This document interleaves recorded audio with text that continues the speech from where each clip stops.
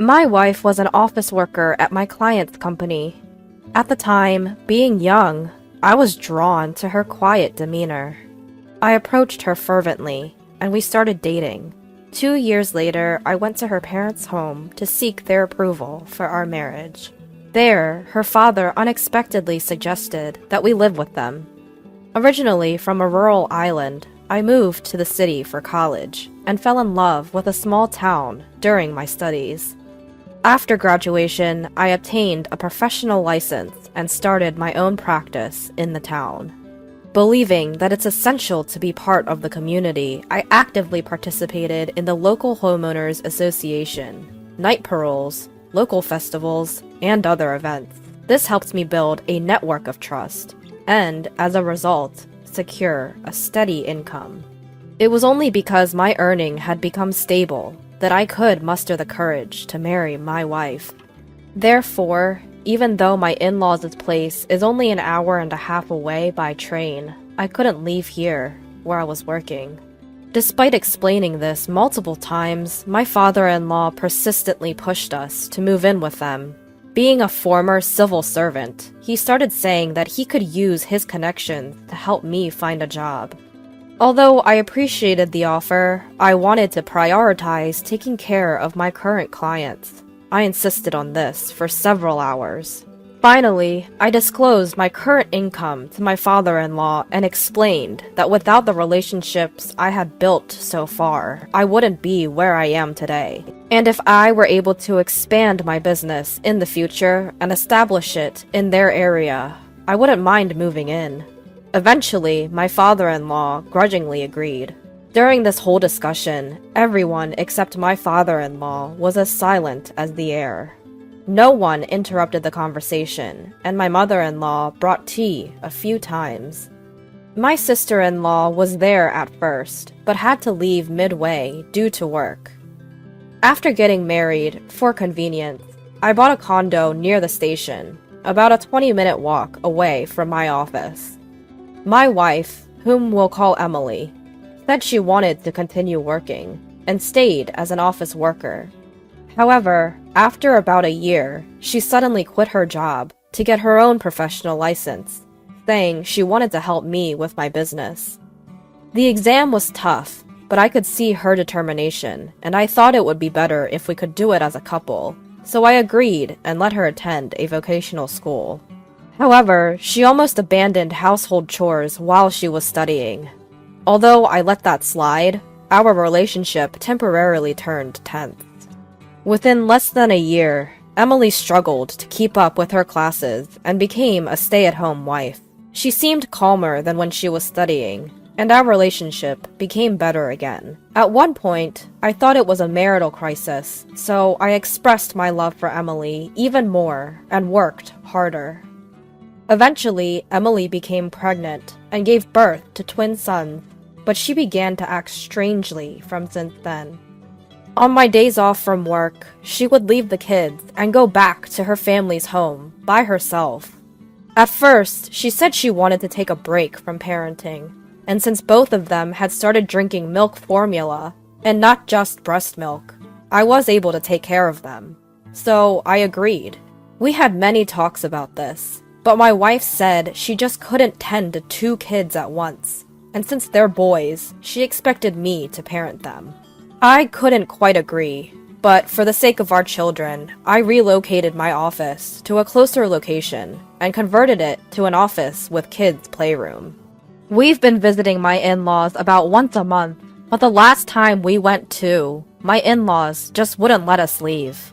I turned down drinks, telling them that I was driving, but they still served me beer, calling it tea. I could tell from the smell right away, so I didn't drink a sip. By the time our children were 3 to 4 years old, they weren't attached to Emily at all and stuck to me instead. Eventually, Emily began to visit my in-laws, even on weekdays, and at times, she would even spend a week or 2 at their place and not come back. When it started to interfere with my work, I consulted with Emily's family, but the talks with Emily's mother didn't go anywhere because Emily herself wanted to be there. Emily's father didn't answer the phone, so when Emily hadn't come back for a week, I decided to leave my children at daycare and went to my in-laws' place. When I got to their place, I could hear a loud argument even from outside. It seemed that my father-in-law and sister-in-law were yelling at each other. Hesitating a bit, I killed time at a nearby convenience store, and when I visited again, the voices had quieted down, so I rang the doorbell at my in-laws' home. The front door opened, and Emily's sister came out right away, held back by Emily's father, with Emily's mother and Emily just watching. Emily's sister said to me, "Let's go out, I'll tell you everything." To which my father-in-law said to me, "What are you talking about? Come in quickly!" However, Emily's sister and my father-in-law were having a fierce argument at the entrance, so I couldn't enter their place. During a heated argument, it seems a neighbor called the cops, and the police arrived to cool things down. We ended up talking at their place. According to my father-in-law, "Emily constantly being at her parents' house is your fault. Don't listen to your sister-in-law, Susan. She's crazy." But Susan snickered and said, "You've been deceiving Frank from the start, haven't you?" But every time Susan tried to talk, my father-in-law would interrupt and make a fuss, so we couldn't really have a proper conversation. Even when I tried to get Emily to join in, she remained silent. This was going nowhere, so I asked to talk to everyone individually on a later date. To this, my father-in-law made an unbelievable accusation. "You're planning to have an affair with Susan, aren't you?" Upon hearing this, Susan stood up and said, "Fine, that's enough. I'm leaving this house. Be prepared to cut ties with me." Then, she walked out of the room. No one else followed her, but I followed her to the door.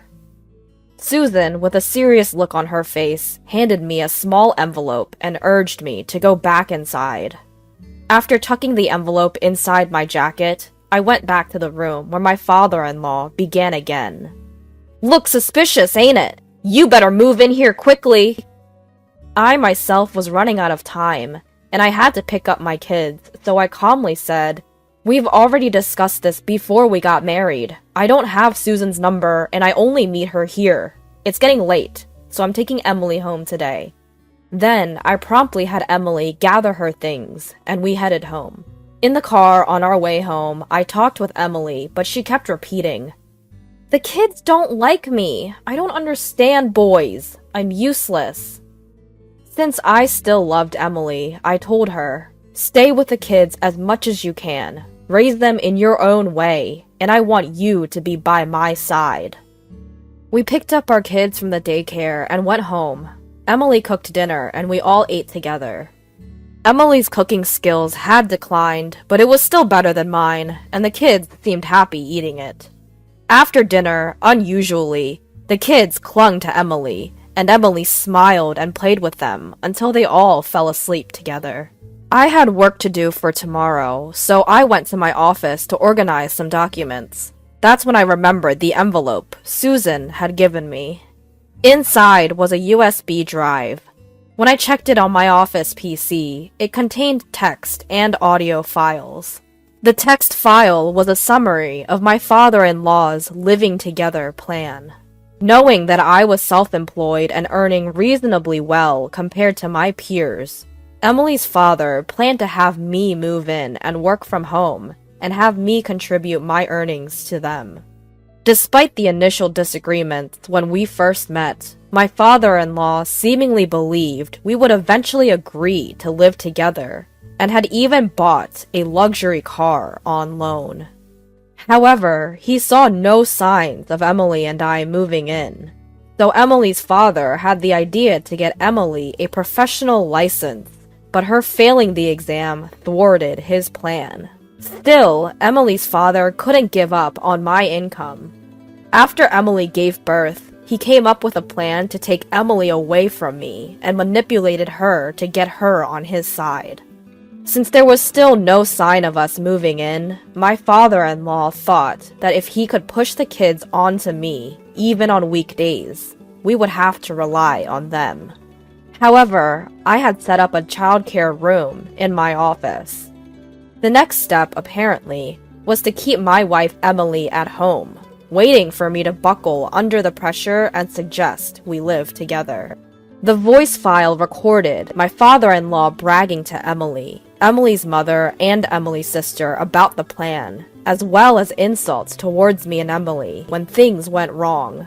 Emily's mother accepting this, Emily agreeing, and threatened to Emily's sister when she tried to intervene. There were also commands telling Emily to get her hands on my money and to bring that money over, to which Emily only responded with, "Understood." But Emily's sister's opposition was also recorded. Lastly, there was a separate message from Emily's sister, and there was something shocking written there. Apparently, in that house, if they stood up against their father, he would punish them by starvation and economic abuse. Emily's sister often stood up to such a father, and every time she did, she received unthinkable harassment, such as being denied meals and not being given lunch money. Emily, who grew up seeing this, obediently obeyed her father. To stand up to her father, Emily's sister had been learning judo from the upper grades of elementary school. Of course, Emily's father didn't provide the money, but because she was good at it, a police officer relative allowed her to go to the police station dojo. When Emily's sister was in her first year of high school, she was almost assaulted by Emily's father, of course, in a sexual way. But Emily's sister, who had been training, fended off Emily's father, and it seems there was never another attack after that. However, the way Emily's father looked at and behaved towards Emily was strange, so Emily's sister suggested Emily learn judo as well, but Emily gave up as her parents were against it. After graduating high school, Emily's sister got a job and saved as much money as possible. The plan was to eventually take Emily and run away from their parents' house. But Emily, who was raised too obediently, didn't know how to stand up for herself. I have a feeling Emily's been assaulted by my father-in-law when she was in high school, but there's no evidence. When Susan was at home, Emily would cling to her. So when Emily one day told her sister that she had someone she liked and had been asked out, Susan was truly surprised. At first, Susan would secretly watch them on dates. If he turned out to be a weird guy, she was ready to rescue Emily right away. When my father-in-law proposed the cohabitation plan, she thought I would be alright because I had strongly refused. But after seeing Emily's father's obsession, Emily's sister thought it would be best to leave some evidence for the future. Now, Emily might be assaulted by our father, Susan felt, and she wants me to help Emily as soon as possible. She is sure she can protect herself, so she only wants me to worry about Emily. If I still couldn't trust her, she had written instructions to call her work number from a public phone using an alias. Although I did trust her, I had some questions and needed to confirm a few things, so I called a few days later. Susan provided a few more details. The reason she told me to call from a public phone with an alias was because she suspected there might already be a wiretap in the office. The alias was also taken into account in case I didn't call from a public phone. And then I was told to take a moment, gather my thoughts, and get back in touch once I was ready. Emily stopped mentioning wanting to go back to her parents' home and started staying at our place. We started having little conversations gradually, bit by bit. A week after the upheaval, I came home to find Emily and our sons genuinely laughing together. It was the first time I'd seen a smile on Emily's face. I couldn't help but burst into tears. That night, Emily made a confession. She opened up about her past, her inability to defy her father, how her sister had always been there to protect her, and the times she was assaulted. Her sister shielded her whenever she was around, but her father took advantage of the times when she wasn't. She had believed that she couldn't defy her father. She was scared of men, but strangely enough, I was an exception. When I confessed my feelings to her, she was genuinely happy, albeit with complex emotions. But with the support of Emily's sister, she was truly happy to be in a relationship. Around that time, her father was often out of town due to work, so there were fewer opportunities for him to assault her. However, when his assignment ended and he returned home, it was pure terror for Emily. When I proposed to her during this time, she felt like she had no choice but to cling to me. She was taken aback when her father suggested that we live together during our first meeting, but she decided to follow me when I strongly objected. Our marriage was a bliss, until her father insisted that she get a certification. He even threatened to reveal her past to me if she didn't comply. She had no choice but to comply, so she tried her best, but it wasn't enough. Still, she was relieved that she didn't have to go back to her parents' home. Life with me was simply delightful. She was genuinely happy when she became pregnant and we had twins. Initially, Emily's father seemed fond of his grandchildren, which put us at ease. We thought he had changed. But Emily's father hadn't changed after all. He began to separate Emily from me and our children. She was yelled at, threatened, and forced to return every weekend. Eventually, Susan moved back to her parents' home, probably to protect Emily. Then, Emily was told to abandon childcare and household chores on weekdays and dump the kids on me. As she obeyed from being threatened as usual, I set up a daycare room in my office. She said she had never felt such despair. Even though she blamed herself, to her, it seemed as if even I was trying to distance myself from her children. And then one day, my father-in-law assaulted her. Despite placing a large package in front of the door and doing her best to defend, it was in vain. Just when she was about to give up, Susan, who had sensed something was wrong, entered the room. From then on, my wife had Susan stay in the same room, and she somehow managed to protect herself. The day I went to the scene of a quarrel between my father-in-law and Susan, it seemed her sister was urging her father to release Emily already. Of course, her father got angry, and a fight ensued. And then I showed up.